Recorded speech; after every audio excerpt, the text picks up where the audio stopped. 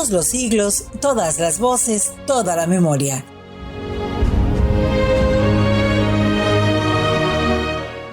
México se hace y se rehace sobre las mareas del tiempo. Es un país inagotable, inabarcable, un auténtico volcán de vida, desengaño y esperanza.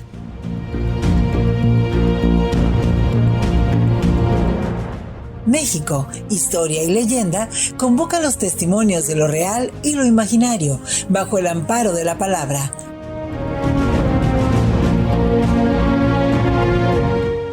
Acércate, siéntate entre nosotros y presta atención. Aquí vamos a contártelo todo.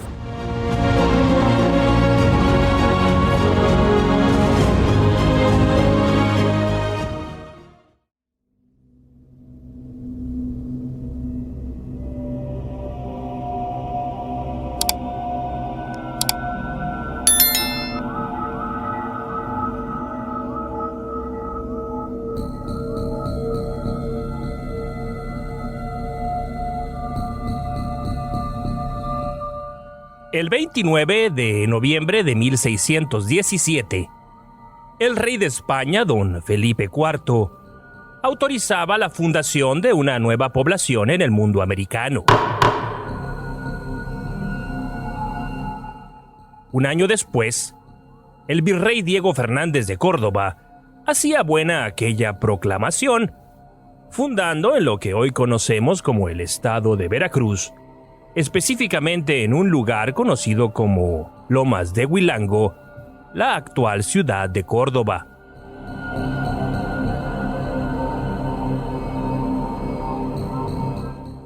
El objetivo de aquella acción política y militar fue la de proteger los intereses de la corona y de sus súbditos fieles ante el constante acoso de partidas de negros y marrones, liderados por el mítico Yanga, quien solía vagabundear, junto con sus hombres, por el camino real Veracruz-Orizaba, México, movidos todos por un incurable ánimo de insurrección y bandidaje.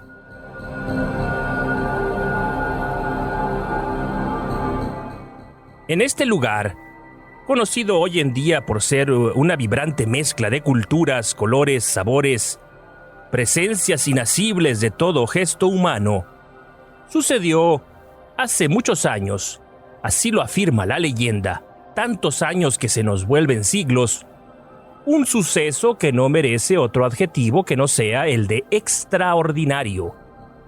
Estamos hablando, ni más ni menos, que del misterioso caso conocido popularmente como la historia de la mulata de Córdoba.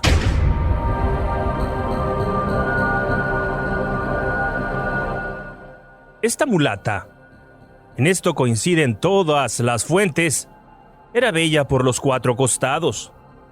Era un ser libre que se movía según los impulsos lúdicos e incluso caprichosos de su misteriosa voluntad. Dejaba a su paso un delicado aroma que provocaba escalofríos de sensualidad en los hombres y miradas de desprecio entre las mujeres, aguijoneadas, como era natural, por esos terribles demonios que son la envidia y los celos. Así que es fácil comprender que la mulata hubiera vivido bajo un acoso constante. Ese tribunal popular, inapelable e injusto que son las habladurías, se cebaba con ella. Se le endilgaban relaciones carnales con el mismísimo demonio, de quien se decía había engendrado un hijo bestial que ella misma hubo de sacrificar, apenas nacido, para acrecentar con este acto infame sus poderes sobrenaturales de seducción.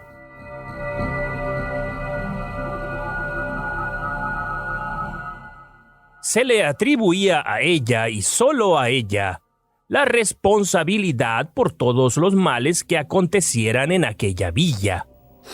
Pestilencias, malas cosechas, infertilidad, eclipses, accidentes, ataques de bandoleros, abortos espontáneos, deformidades y toda clase de tragedias o contratiempos.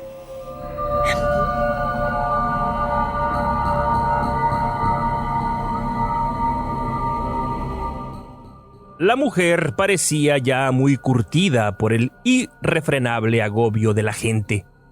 Su sonrisa y su sensualidad no menguaban, ni daban muestra de menoscabo ninguno, más bien sucedía todo lo contrario. Incluso hubiera parecido que gozaba con aquel acoso, probablemente sintiéndose más fuerte que sus enemigos. Era evidente que el paso del tiempo parecía no tocar su belleza natural. Eso era verdad, su cuerpo de carne generosa seguía ofreciendo la voluptuosidad propia de las mujeres de su raza. Era poseedora de una altivez no exenta de elegancia y de una gracia delicada al andar descalza por las calles recoletas del pueblo.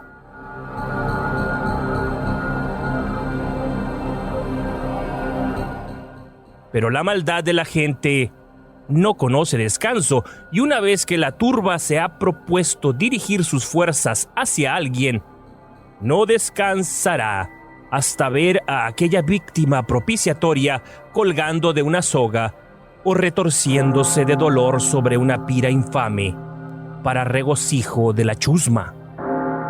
En esta historia no fue diferente el desenlace, o casi.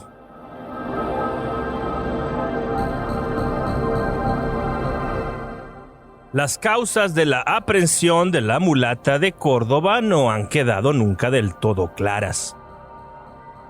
Algunas versiones afirman que el Tribunal del Santo Oficio fue contra ella para arrebatarle un gran tesoro que había acumulado en su casa después de tantos años de haber ejercido sus malas artes brujeriles. ¡Blasfemia! Esto resulta descabellado teniendo en cuenta que por aquellos años la enorme mayoría de la población era sumamente pobre y era cosa común que los tratos comerciales, más que en moneda, se sustentaran en un simple intercambio de bienes o servicios, el rudimentario trueque. Existe otra versión que afirma que un hombre despechado por no haber podido consumar sus apetitos en aquellas carnes morenas fue el responsable del linchamiento. Esto, a mi juicio, me parece más razonable, aunque algo contradictorio según el perfil de la propia mulata, considerada por muchos como una mujer de paga.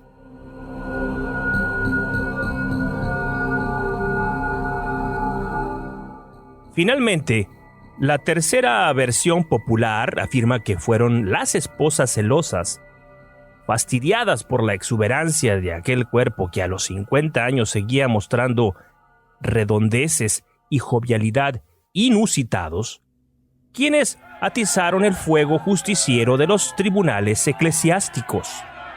Sin embargo, según mis propias pesquisas, bien pudo tratarse de un sacerdote metropolitano de apellido Guzmán o de Guzmán, el responsable de aquel acto cruel e inhumano.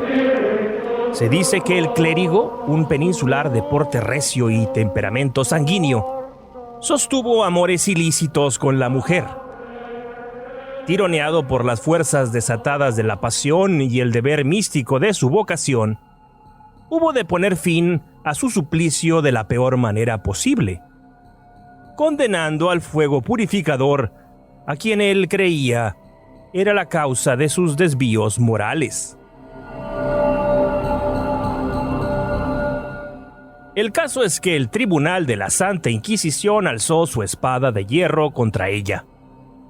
Nada pudo aquella frágil mujer contra el empuje de aquellos hombres ensotanados y dispuestos a todo con tal de desfogar la frustración contenida y el odio injustificado a lo diferente. La mujer fue a dar a una mazmorra. Como solían ser los procesos penales de la época, el asunto fue una faramalla dramatizada y soez. Testigos no faltaron para adjudicarle a la acusada toda clase de malignidades. Así que más pronto que tarde se llegó a una sentencia que no sorprendió a nadie, ni siquiera a la condenada. la muerte por sofocamiento y posterior incineración pública. En la oscuridad húmeda de su celda, la mulata permanecía ensimismada y con el rostro liberado, sin asomo alguno de angustia. Uno de sus carceleros le hablaba sin que ella respondiera ni media palabra. La cercanía de su suplicio no parecía ejercer la más mínima presión en aquella víctima inocente de la incurable iniquidad de los hombres. Los días, el tiempo, la vida se iba sin detenerse un solo momento, arrastrando a aquella pobre criatura solitaria, mártir de una época que la rechazaba por sus orígenes bastardos, por haber nacido hembra y por no avergonzarse jamás por ello. Todo, pues, se había consumado. ¿O no?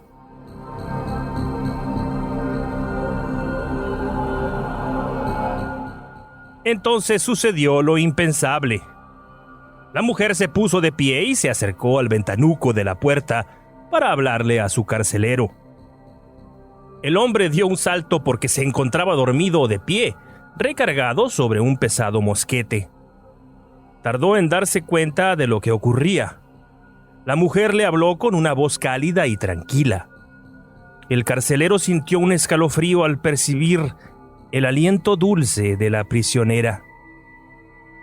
«Necesito carbón», pidió con sutil firmeza. El hombre no supo qué responder, más que nada porque aquello le parecía una petición absurda. La mujer sería ejecutada al día siguiente a las 3 de la tarde, como era costumbre en la época. «Quiero dibujar», insistía ella. Con naturalidad, casi como movido por una fuerza ajena a sí mismo, el hombre abandonó contra todo buen juicio su guardia y subió al patio central a buscar, entre las hornillas, algún tizón extinguido. Volvió al poco tiempo, con 3 o 4 carbones resecos entre las manos. La mujer sonrió mostrando su blanquísima sonrisa iluminada por el hachón de la mazmorra. El hombre pasó a través de la ventana el carbón y volvió a su sitio sintiendo estremecimientos muy profundos. A los pocos instantes escuchó el sonido de aquellos carbones contra las paredes salitrosas de la celda, mientras la mulata tarareaba una canción de tintes fúnebres. Arrullado por aquel sonsonete, el hombre volvió a dormitar con la culata de su arma encajada en la axila, como si fuera una muleta. Entonces sucedió lo que nadie puede creer todavía.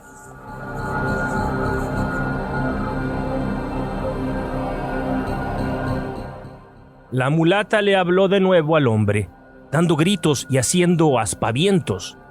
El custodio dio un salto, sujetó el hachón y lo aproximó a la ventana de aquella puerta densa. Aquella visión le pareció divina. La mujer, sonriendo con el rostro luminoso por el sudor, le invitaba a ver aquella obra que acababa de concluir. «Mira, mira. ¿A que no es el más hermoso que hayas visto jamás?», le dijo casi gritando por la emoción. El carcelero tuvo que entrecerrar los ojos para enfocar mejor, retirando un poco el fuego de su antorcha. Entonces, después de unos breves segundos necesarios para que la visión se depurara, apareció ante aquel hombre sencillo la imagen de un galeón portentoso, batallando contra un mar de olas encrespadas.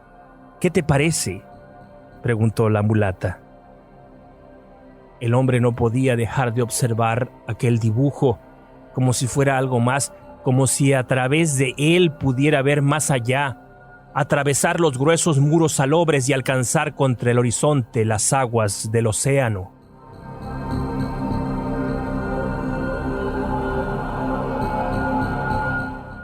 Entonces el hombre pronunció unas palabras sobrias y definitivas que cayeron lentamente sobre aquel sombrío e inexplicable momento. «Parece que se está moviendo. Parece que está flotando en la mar.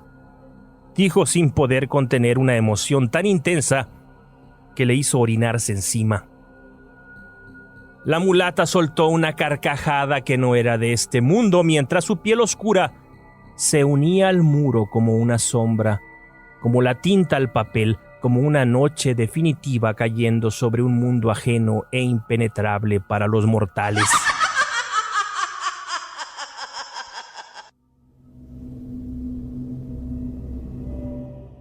Finalmente se cumplió el embrujo y la mulata, sonriendo y dichosa, se unió a su barco y en él comenzó a moverse, empujados por un viento caliente que llenó aquel sitio, mientras el único testigo de aquel prodigio luciferino abría la boca y los ojos como quien se asoma por unos instantes al otro lado de la muerte.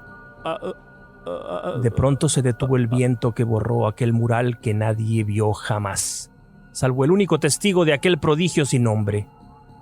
De pronto todo quedó en el más absoluto silencio.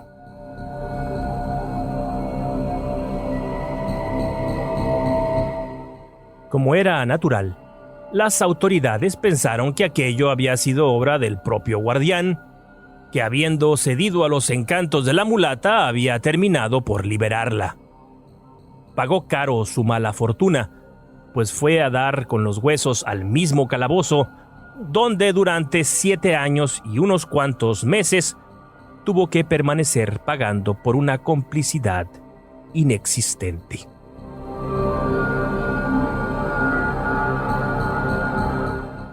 Las crónicas de la época aseguran que el carcelero hubo al fin de dejar su prisión para abandonar Córdoba para siempre, cambiando su residencia a la ciudad de Puebla, donde parece haber fallecido algunos años después.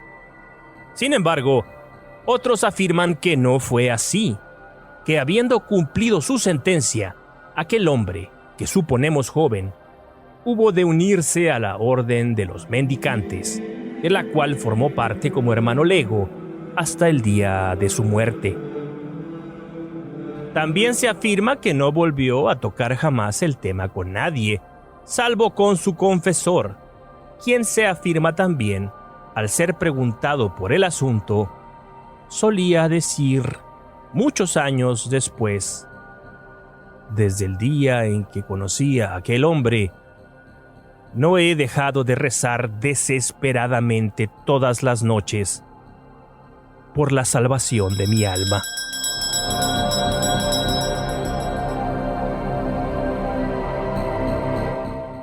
¿Qué cosas se hablaron en ese íntimo coloquio entre el confesor y aquel pobre desdichado? Nunca lo sabremos. Sin embargo, resulta claro que la mulata de Córdoba existió, y que de un modo que jamás habrá de quedarnos claro, escapó aquella noche de sus infames perseguidores para perderse para siempre, dejándonos a todos solo el color y el sabor de su leyenda.